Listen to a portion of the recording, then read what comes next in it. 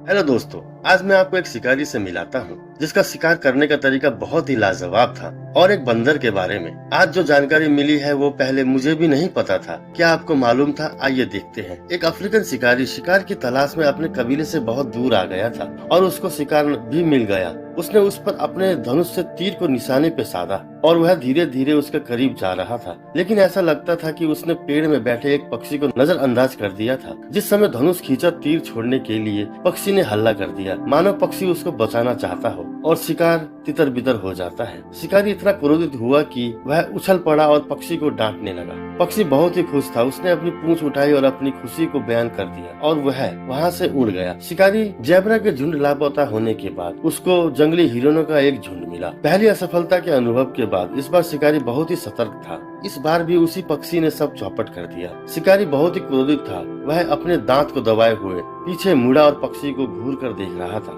लेकिन पक्षी को क्या पता था कि आज उसका अंत होने वाला है। शिकारी ने आज उसका ही रोस्ट बनाकर दावत का मजा लिया। अगले दिन का मौसम, जहरीली धूप धरती को झुलसा सी रही थी। बूढ़े शिकारी को प्यास लग रही होती है। वह पानी के लिए अपने सामने रखी एक सूखी घास को देखता है। शिकारी का गला इतना सूख गया है, वह बहुत ही कमजोरी महसूस कर रहा है। फिर वह सूखी झाड़ को खोदते हुए उसकी जड़ तक पहुंच जाता है। उसका नाम तो मुझे भी नहीं पता, लेकिन दिखने में बड़ा सा आलू जैसा दिख रहा था, और उसको बाहर निकालता है। उसके छिलके में पानी भरा हुआ था और अपनी मुट्ठी में दबाने के बाद पानी की कुछ बूंदे गिरती हैं। अभी तो बस इतना ही पर्याप्त था, लेकिन शिकारी सोचता है ऐसे कैसे चलेगा, मुझे पानी की आवश्यकता तो पड़ती रहती है। इसके लिए उसने रणनीति बनाई। उसने सोचा कि जो जानवर दूर दूर तक का सफर करते हैं उनको पानी के बारे में पता हो सकता है। शिकारी ने अपनी चतुर योजना पर काम शुरू कर दिया था और वह टीले में छड़ी से छेद कर रहा था, जो शिकारी की योजना का पहला कदम था। जब वह टीले पे छेद कर रहा था तब एक बंदर उसे देख रहा था। उसने कुछ बीज को उस छेद में डाल दिया। सभी बीजों को छेद में डालने के बाद शिकारी वहाँ से चला गया। छिपने के लिए कोई गुप्त स्थान ढूंढ रहा था। यह योजना का महत्वपूर्ण वक्त होता है। यह कोई योजना या रणनीति के लिए एक महत्वपूर्ण वक्त होता है इंतजार, बस इंतजार। अब वही बंदर उस टीले के नजदीक आ जाता है और बीजों को उठाने लगता है। अब वह देखता है कि उस छेद के अंदर भी बीज है। अब बंदर लालची बन चुका था और ये बात शिकारी को अच्छी तरह पता था। बंदर बीज लेने के लिए छेद में हाथ डालता है और सभी बीजों को उठाकर मुट्ठी बंद कर लेता है। इस कारण उसका हाथ वहाँ फंस जाता है। वह इतना लालची बन चुका था कि उसने अपनी मुट्ठी खोलकर बीज को वहीं छोड़कर निकल जाने का फैसला उसके दिमाग में नहीं आया। लेकिन कहते हैं ना, लालच बुरी वाला है। इस वजह से उसकी जान भी खतरे में पड़ गई थी और शिकारी ने उस छेद को इस तरीके से बनाया था कि वह वहाँ फंस जाए। खास उसका टारगेट वही बंदर था। अभी उसकी योजना का आधा काम हो गया था। शिकारी ने सफलतापूर्वक बंदर कब्जे में कर लिया, लेकिन शिकारी उसे किसी तरह की चोट या हानि नहीं पहुंचाना चाहता था। शिकारी चाहता था कि वह जल स्रोत का स्थान बताने की पहल करे। अब बंदर को बांधने के बाद शिकारी ने अपने जेब से कुछ नमक के टुकड़े निकाले, इसे जमीन पर फेंक दिया और वह उसे बंदर खाने लगा। और हम सबको यह मालूम है, जब नमक का सेवन ज्यादा हो जाता है तो हमें पानी प्यास लगती है। इस समय बंदर का मुंह सूख गया था और उसकी जीभ भी सूख गई थी। अब उसको पानी की सख्त जरूरत है, लेकिन गर्दन पर लगाम कसी हुई है। उसे थोड़ी देर शिकारी और तड़पाता है। बंदर का गला बहुत ही ज्यादा सूख गया था और वह चिल्लाता है। करीब 1 घंटे इंतजार करने के बाद अब समय आ गया था। वह बंदर को मुक्त कर देता है। अब बंदर पानी के लिए पागलों की तरह दौड़ता है और वह शिकारी भी उसके पीछे दौड़ रहा होता है। यदि बंदर खो गया तो उसकी मेहनत सब बेकार चली जाएगी। अंतिम में बंदर चट्टानों के ढेर के पास पहुँचता है। शिकारी भी उसके पीछे पीछे आ रहा था। अंत में एक अंधेरी गुफा में बंदर जाता है और वहाँ बर्फ जैसा ठंडा पानी होता है। यह वक्त खुशी का वक्त था। यह कहानी हमें सिखाती है कि